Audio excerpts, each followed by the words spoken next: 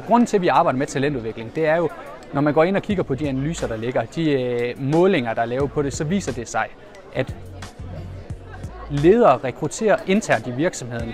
De giver bedre bundlinje.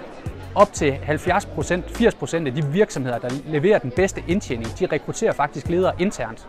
Det giver et kæmpe incitament til at arbejde med lederudvikling, altså talentudvikling internt. Den anden pointe, det er, at det er ekstremt dyrt at rekruttere ledere ind udefra. Samtidig har ledere, der kommer udefra, en længere opkøringsperiode, indtil de er up to speed. Så der er faktisk flere ræsonnementer i det, set fra et bundlinjeperspektiv og set fra et HR- og økonomisk perspektiv. Hvornår har vi egentlig lederen på plads? Hvornår driver de butikken, som vi forventer, de skal drive den? De ting, vi skal være opmærksom på, når vi arbejder med talentudvikling, det er selvfølgelig, hvad er det for et organisatorisk setup, vi laver omkring det. Det handler meget om proces. Det handler meget om, at vi får beskrevet, hvad er det egentlig talentudvikling er? Hvad er det, vi vil med vores talenter? Hvordan er det, processen omkring talentudvikling skal køre? Det er enormt vigtigt, fordi hvis ikke vi får styr på den del af det, så kommer det til at blive...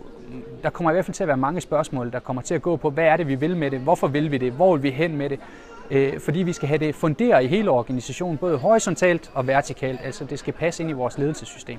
Så procesbeskrivelsen er enormt vigtig. Når vi går ind og kigger på, hvad talentudvikling er, og vi arbejder med profiler omkring talentudvikling, så synes jeg, det er meget fint at gå ind og kigge på det, vi normalt kalder kompetencetrekanten, som vurderer noget adfærd på en medarbejder, der vurderer noget viden på nogle medarbejdere, og der arbejder omkring nogle kompetencer på en medarbejder. Hele det her det er noget, der er meget let påvirkeligt igennem struktureret læring osv. Det er selvfølgelig klart, jeg bliver ikke en fagligt dygtig elektriker med min baggrund som Kant Mærk, men jeg kan blive fagligt dygtig inden for mit område og blive uddannet inden for mit område. Der hvor talentudvikling og det at arbejde med profiler bliver interessant, det er når vi går ned i de lidt længere ned i niveauerne hos mennesker. Det er der hvor vi kommer ned og kigger på det individuelle fundament. Det er dernede hvor vi kigger på, hvad er talent og hvad er mine personlige karakteristika. Ting der er langt sværere at påvirke. Og derfor er det interessant at gå ind, når vi har defineret vores talenter og kigge på, hvad er det egentlig for nogle personlige karakteristika vi leder efter, og hvad er det for nogle vi vil udvikle på. Og det kan vi bruge profilerne til. Kompetenceprofilen går i dybden med det. Fokusprofilen giver os noget omkring, hvad er mit arbejdsmæssige fokus.